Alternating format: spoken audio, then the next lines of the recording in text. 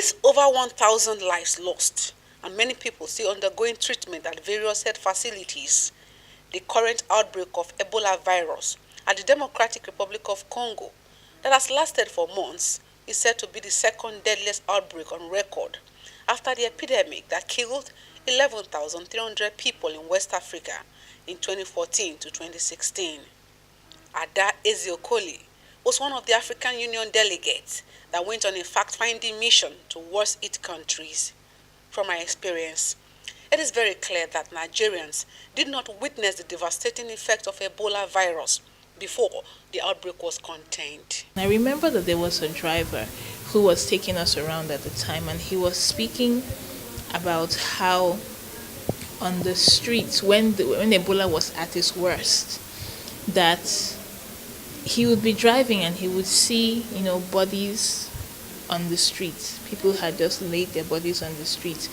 Because of the devastation, nobody knew, what to do. And so the bodies would just be left there. And he was speaking about how traumatic that was for him. Epidemics can cross borders at any time.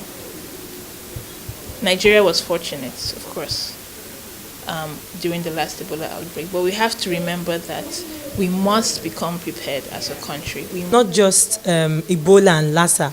We have meningitis, we have yellow fever. I'm talking about things that are current right now in Nigeria. And most of these things are vaccine-preventable diseases. And so I think the issue of health financing is very important. We know that poverty is a thing in Nigeria. Most people cannot afford even to have one meal a day. So how do they bring out money to pay for these vaccines? And some of them are not just taking for one dose. Nigeria had spent over $200 million during the 2014 Ebola outbreak that resulted in the loss of 8 lives, including a medical doctor, Stella Ameyo Adadevo.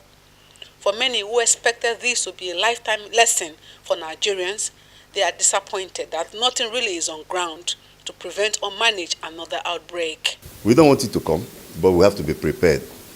I've spoken to the minister, the CEO of NCDC.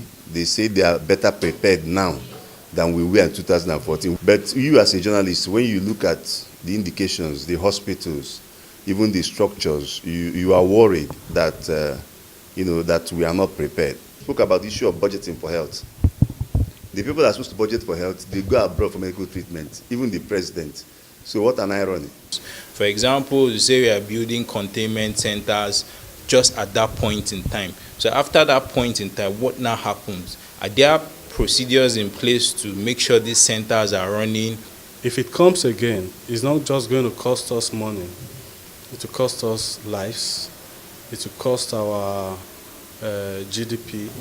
We are very good at putting blames on the government. From our own part, we need to keep doing what we're doing when there was Ebola. They appealed to the media and medical personnel to strengthen their synergy to secure Nigerians.